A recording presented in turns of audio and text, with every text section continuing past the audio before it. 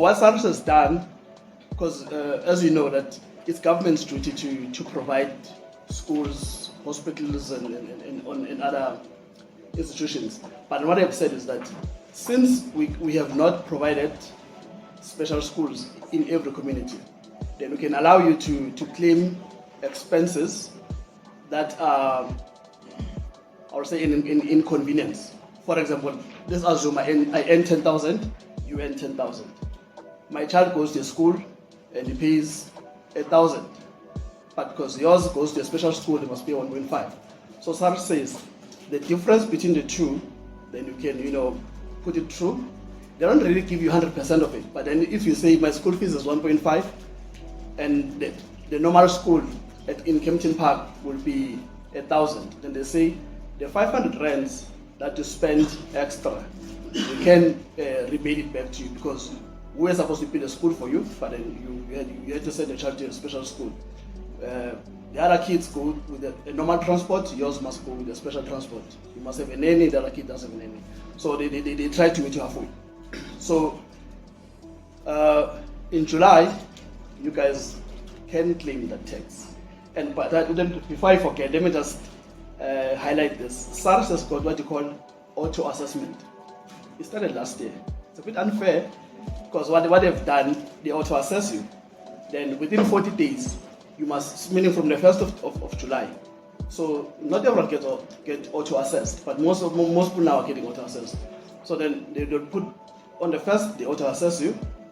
Then in August, they say you've got 40 days. Well, they say you've got 40 days to edit or to object to the auto assessment. Then if you don't, on day 41, they assume you accepted it. So now if you're going to come and say, I want to claim this, but you've got your 40 days has elapsed. And I mean, you guys put in a lot of claims to SARS, and please rebate us. For example, your nanny's fees, your school fees, your special transport, and any other medical expenses that you pay over and above the medical aid. SARS says no, we can rebate you on that.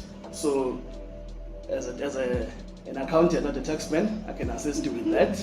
So so the Constitution does allow you to say, you know what, since we were failed as government to build a special school, or a special institution, we can rebate you. So things that are allowed to be claimed, for example, like I've said, is your school fees, which is over and above the normal school fees in your neighborhood. For example, there's one lady that one of your members that I've interacted with. The guy who was auditing was very strict. He sent back and said, yes, I see you've paid school fees. Go back go to your neighborhood and get me a quotation of a normal school. I was like, okay, why? The guy said, no, but I mean, we can't rebate you the whole thing. We must rebate you the difference between parent A and you. So if parent A was to pay 20,000 and you pay 30, we'll look at the 10. But then what is important is that you keep all the slips. So when you pay your nanny, file that. If you pay your transport, you pay medication. What medical aid pays for you, already SARS gets it on the IRP5, so it's already preloaded. But there are things that you pay out of your own pocket or the co-payments. Okay, the co-payments from the medical aid, it is also recorded because your medical scheme will know that you're supposed to pay 100 rands. Then we know we paid 90 and you paid 10. They record that. But anything else, then you must record.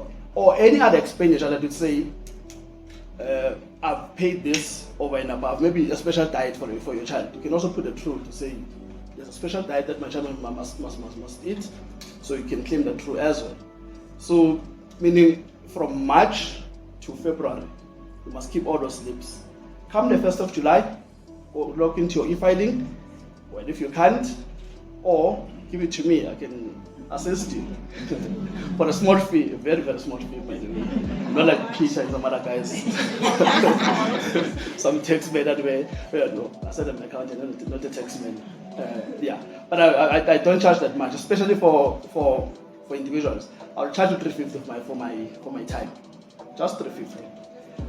Then, if we have, for example, you have a car allowance at work, then I have to do the kilometers for you and all the other things, then I charge a little bit extra for that, because I have to ask you, where did you go today? You must say it was private, it was business, it was holiday, and you traveled during COVID. Then SARS will ask me, why is the client traveling during audit, and I must explain, so I charge a little bit extra. So yeah, so that's what I do. But I think the important thing is that you keep a receipt or a slip of everything, because chances are whatever that you would be claiming will be audited. Because as you know, SARS has automated everything. So your salary goes straight to SARS. So before you even file, you know how much you earned for the year. But then if you're going to claim for, because they would ask you on the form, what's your name, surname, and your husband's name, then they say, do you want to claim for anything else? Then they say yes. Then they say, do you have are you or your spouse or your dependent, someone with a disability? You say yes. Then they say, how much do you want to claim? You put the amount. So whatever that you have given me, I capture it, I put it in. Because the system will say, but it's a bit abnormal. They'll say, show us proof. And the guy who's sitting in the office, unfortunately, might not be autistic. And chances are most of them are not. They look at this, they say, you have 140,000. Because there's no way. They say, bring all the slips, let's check them. You say, transport. That guy says, I also pay transport for my child, takes it off. You claim anything else that I, so maybe what you should be advocating for as Mocwa as well, to say, let's get into the legislation, the tech space, to say, these are our special needs, so that when an auditor like me, I mean, if I was to be hired by SARS now, I would disallow probably a lot of things before today or before last week. But now that I know, okay, this is because I also pay transport. So if you say, but I claim for transport, I say, but why do I claim for transport? I also pay. But then if I understand where you're coming from, then I say, okay, it's understandable. You pay for a nanny, I don't pay for a nanny. I say, but it's your choice. But then if I know, okay, you're at work, your child needs a special attention, then I must claim for that. So you must claim for everything that is an inconvenience. But then my team would be claim for everything. Then they will disallow some few and just get them. Maybe in the next event, you must actually get the taxman. Yeah, just get not Praveen. What's the commissioner? Keith Sweater. Yeah, Keith Sweater. Yeah. So maybe he must be here so you guys can probably questions like, why do you disallow all our expenditures? Because they disallow quite a lot. I mean, I interacted with one guy from Devon. He's not a mother. I don't know how he got into your group, but he was claiming because I got him through this group. I've interviewed with a few of you, but he stays in Devon. So they gave me the difference. So he asked me, but why did they give me the difference, not the school fees?